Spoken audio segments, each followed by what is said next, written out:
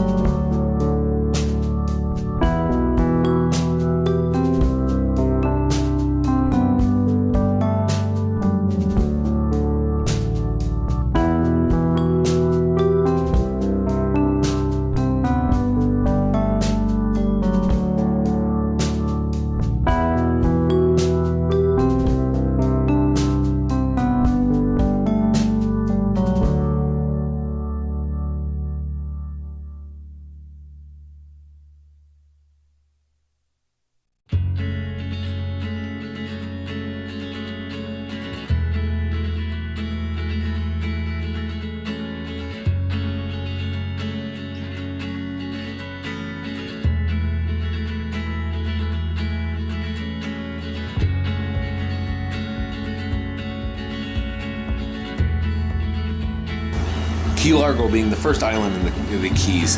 The Keys themselves are just a spanning of little islands that are barely above sea level that just kind of just jet out from Florida. Each one is just a minor, tropical island where everyone is in the resorts.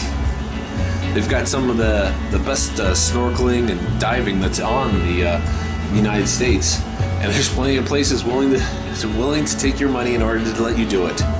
Plenty of water sports, and the water is incredibly warm.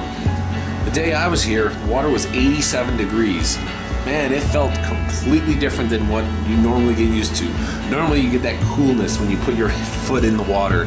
This time, it's just almost like room temperature. The day itself was in the 90s, and the humidity was incredible. But still, you kind of got the whole scenery. The other thing is this is a biker haven. Lots of motorcyclists, a lot of them coming out from Miami or Tampa area, come down here all the time, especially on the weekend. There's pretty much one main road, and aptly enough, it's named the One Highway, and it just tears through all the islands, right down the middle. It's nice because you know the road that everyone has to take. The other detriment is that the fact that if anything happens on this road, it just gets backed up for miles. But the One Highway stretches on and on and on. Each island has its own name. Key this, Key that. There's Key Ohio, Key this.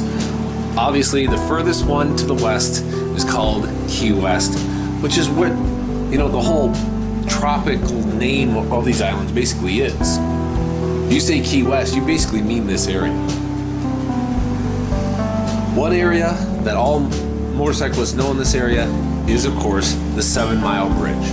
The 7 Mile Bridge is just a bridge that goes 7 miles over the ocean, connecting two islands.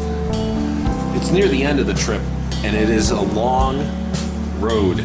It can get treacherous in the storms when the winds can really whip across it, but today it was calm and there was no issues at all.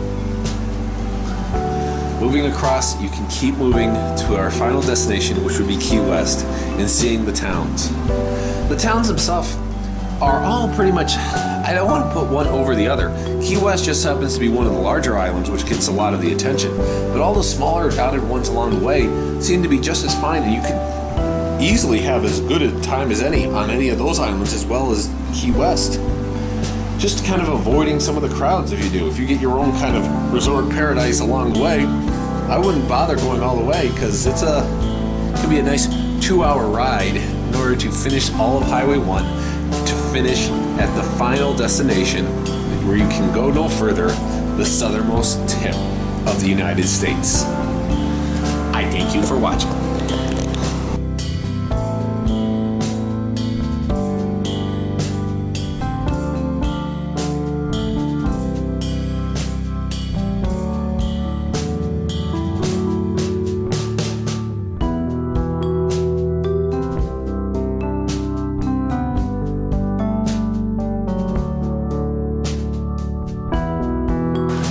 Here's part of the beach, Key West. A little more European than I would like it to. And you can tell they're European by the scantiness that the men are wearing. We were in the evening, just enjoying the evening and looking at what's all that's going on. This is Key West, well, at least part of Key West.